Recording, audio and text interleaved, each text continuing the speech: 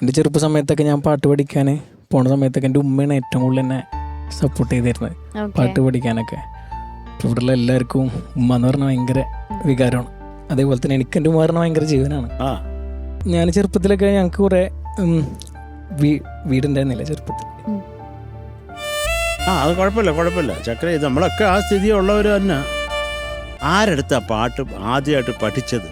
ഞാൻ ചന്ദ്രമതി എന്ന് പറഞ്ഞ ടീച്ചറെടുത്താ പഠിച്ചത്.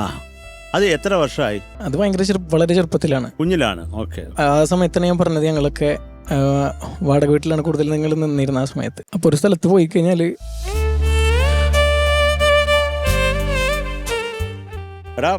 എടാ നമ്മളൊക്കെ അങ്ങനെ ഫാഹിസേ, ഈ പറയുന്ന ഞാന് വാടക വീട്ടിൽ തന്നെ ആയിരുന്നു. ഞാൻ കല്യാണത്തിന് ശേഷമാണ് വീട് വാങ്ങിക്കുന്നത്.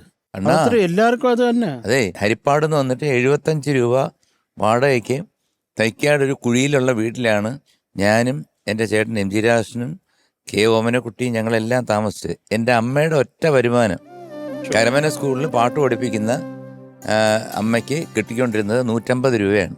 അതിനകത്ത് നിന്നാണ് ഒരു വീട് മുഴുവൻ പൊക്കോണ്ടിരുന്നത്. വൈകുന്നേരം ഞാൻ കാത്തിരിക്കോടാ മോനെ, എന്തിനാണെന്നറിയോ? അമ്മ ബസ്സിൽ വന്ന 5 പൈസയേ ഉള്ളൂ അന്ന് കരമനയിൽ നിന്ന് തൈക്കാട് വരാൻ. പക്ഷെ അമ്മ നടന്നു വരും. എന്തിനാന്ന് വെച്ചാൽ ഞങ്ങൾക്ക് എല്ലാവർക്കും ഈ എന്താണ് പലഹാരങ്ങൾ വാങ്ങിച്ചുകൊണ്ട് വരും. അങ്ങനെയൊക്കെ കഷ്ടപ്പെട്ട് തന്നെയാണ് ഇവിടെ എല്ലാവരും മുമ്പോട്ട്. കഷ്ടപ്പെട്ടാലേ നമുക്ക് മുമ്പോട്ട് വരാൻ പറ്റത്തുള്ളൂ.